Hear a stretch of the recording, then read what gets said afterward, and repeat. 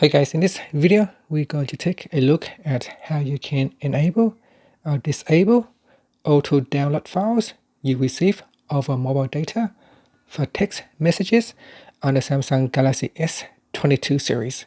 First, let's go back to your home screen by tapping on the home button at the bottom of the screen. And on the home screen, open up the text messages app. Then tap on the option button at the top. And from the pop-up menu, tap on Settings. In here, tap on Chat Features, and then go down and tap on Auto Download Files you receive over mobile data. Now you can see in here, it allows the default is 100 megabytes.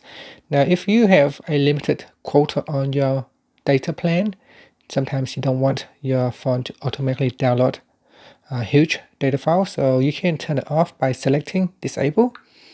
When you disable it, and if you are receiving a file, then your phone will prompt you to allow or don't allow the download.